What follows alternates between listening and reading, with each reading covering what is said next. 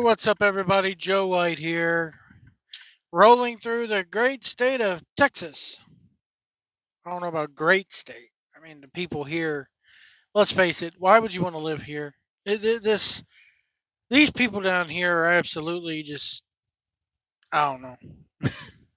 I don't want to quote unquote offend anybody, but I'll go ahead and say it. Everything is bigger in Texas except for these people's brains, at least when it comes to how they drive. Um, I want to talk a little bit about the Linda McMahon thing.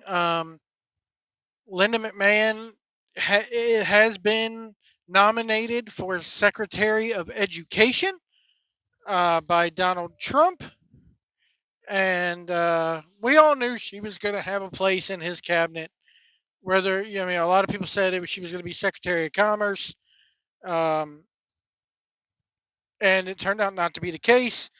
I think she could do some good as Secretary of Education, honestly. I think that maybe that's a good place for her. It's not a high ranking cabinet position, but it is a cabinet position nonetheless. Um, Linda McMahon, attorney Laura Bravetti, this is coming from PW Insider, by the way.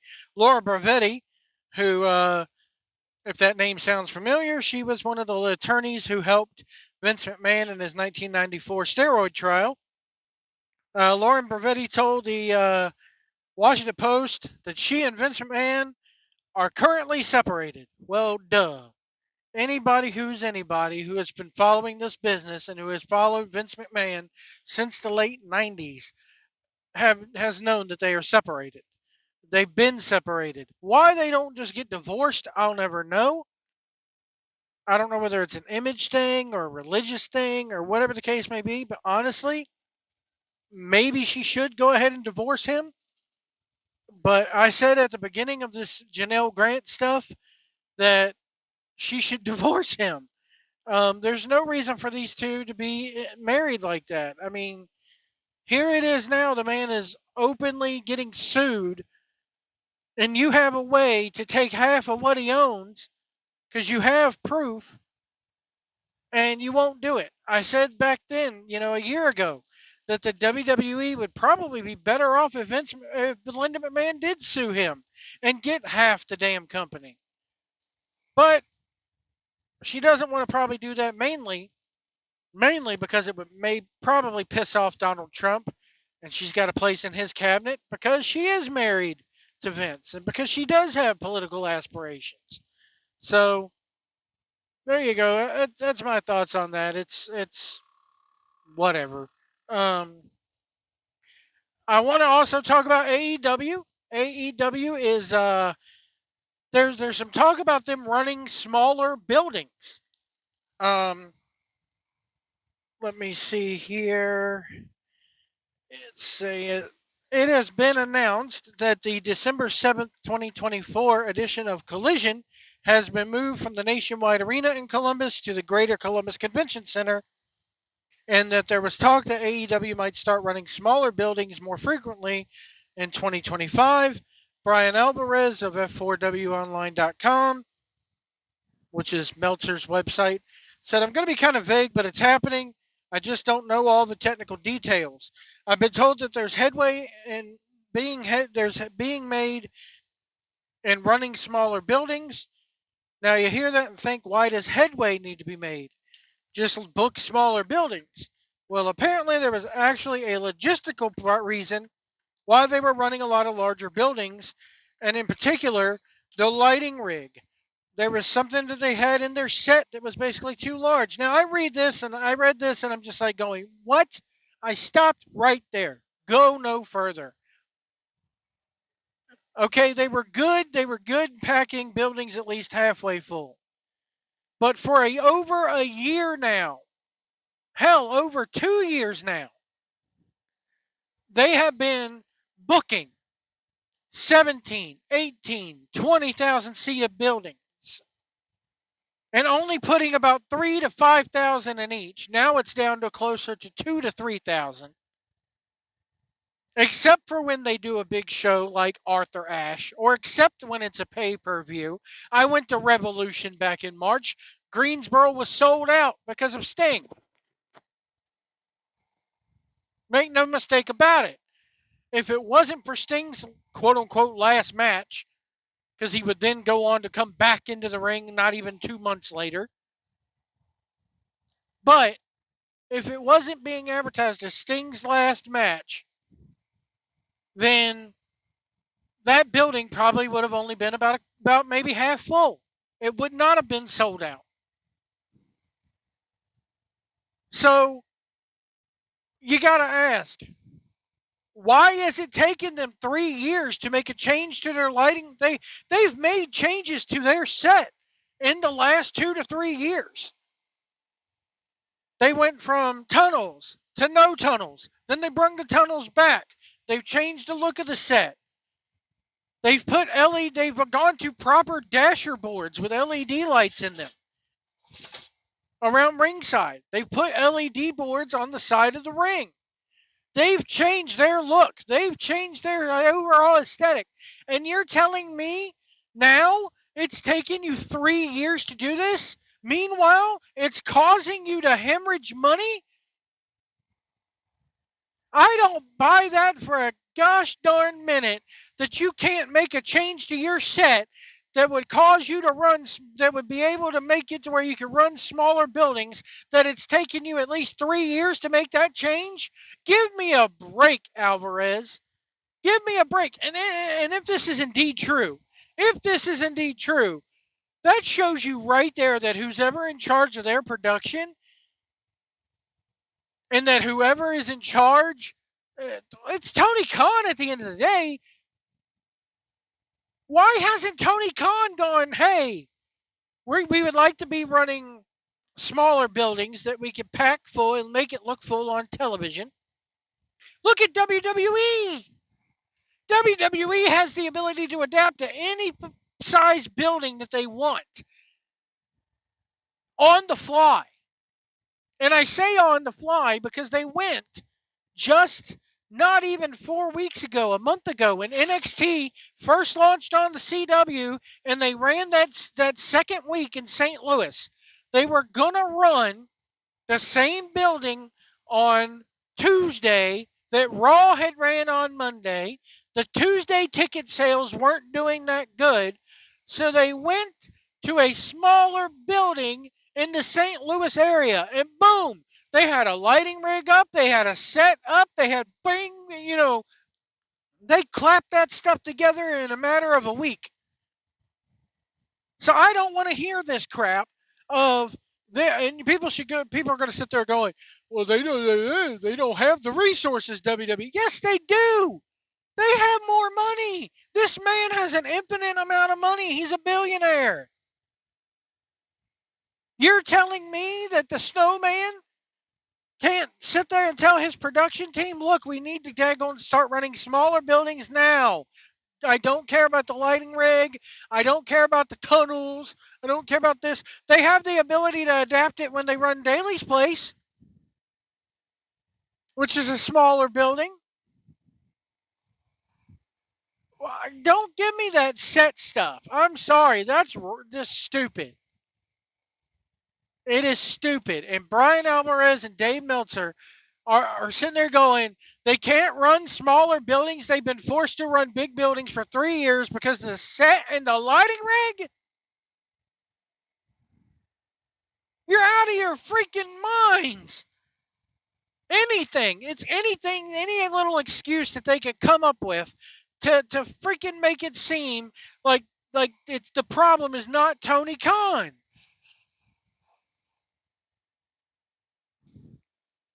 This is,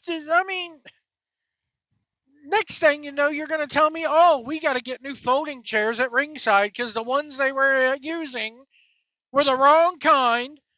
And there's going to be always some excuse from these freaking morons over there at the Meltzer World. I don't get it. Somebody needs to explain this to me.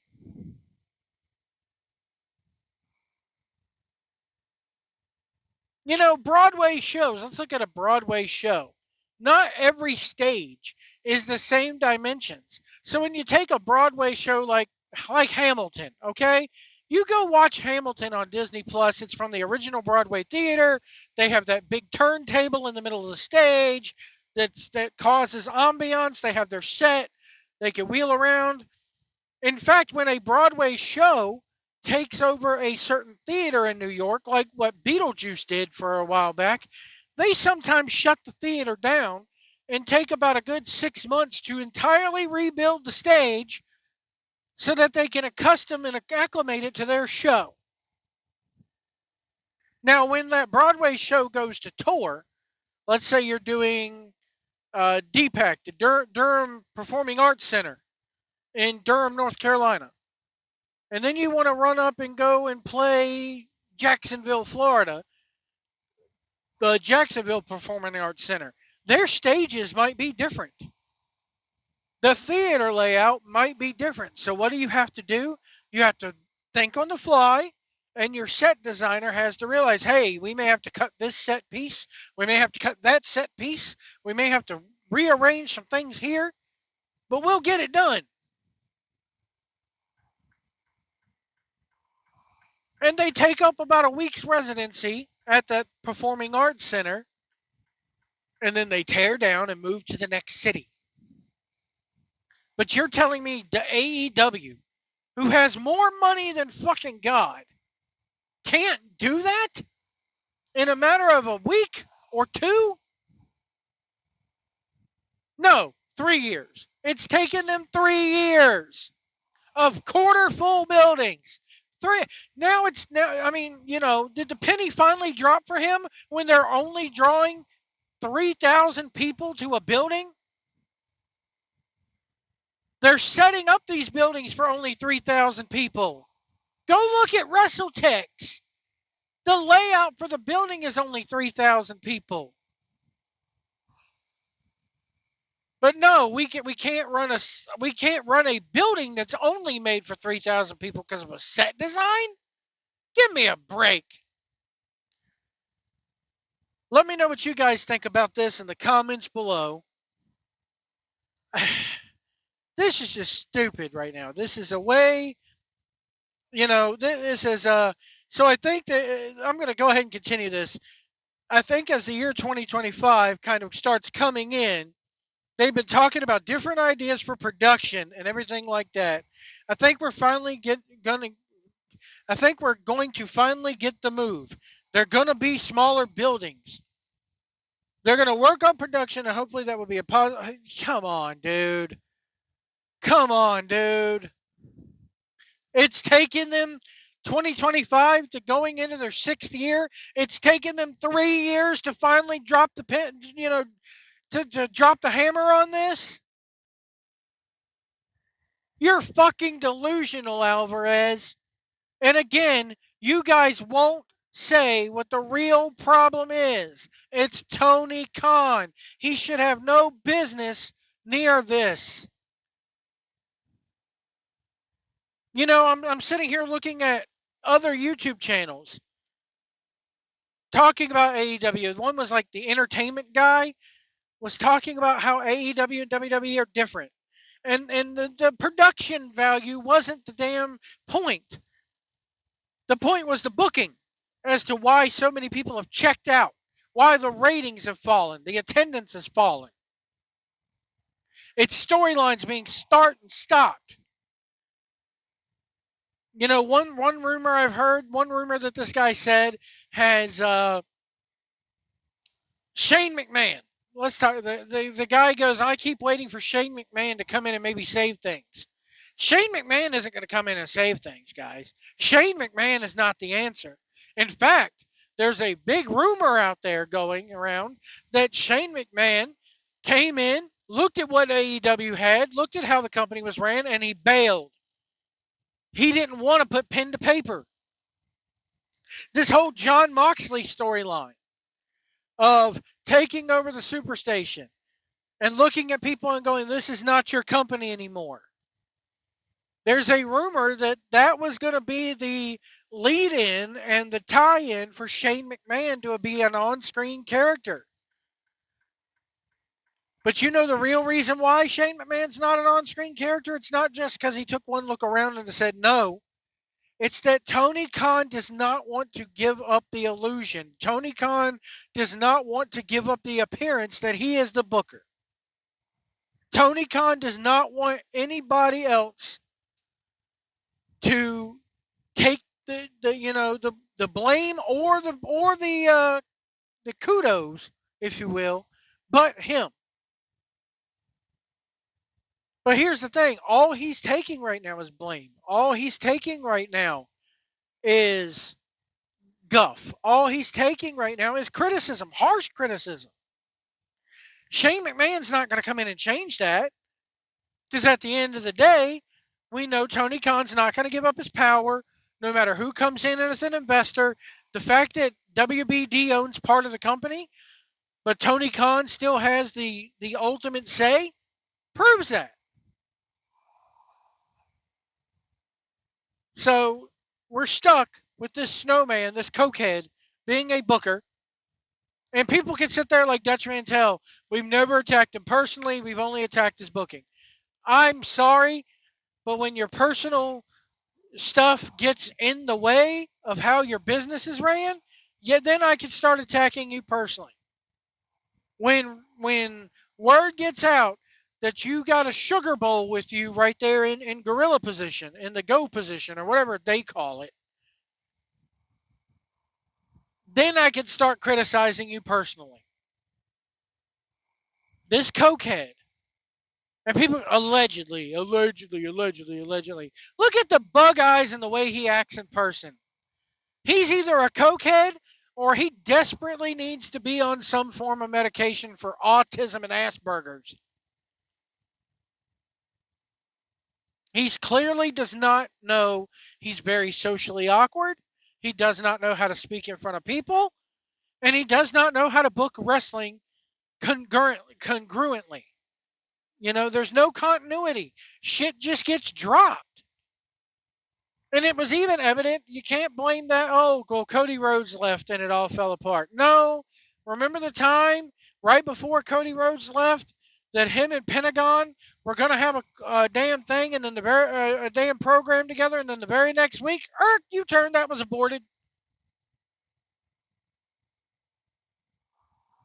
You know, it's just one thing after another with this guy. But people like Alvarez and everything like that, or everybody like that, I should say, Alvarez, Meltzer, all the AEW apologists are going to sit there and tell you that it's a production issue. It's a problem with their set. Or it's a problem with this. It's a problem with that. Or they beat around the bush. AEW just needs to get on top of their storylines. They're just in a jam right now. They're not hot right now. But they won't tell you why they're in a jam. They won't tell you why their storylines are messed up. They won't tell you why they're in a jam. They won't tell you the main root of the problem publicly. It's Tony Khan and his booking. Anyway, folks, let me know what you think about all this in the comments below. And we will see you down the road. I can't believe it. A production snafu. I do this damn show with a cell phone and a damn Bluetooth headset on a less than a shoestring budget. And I have better audio some days than that motherfucker does. Ugh. We'll see you down the road. I'm sorry. This is fucking stupid.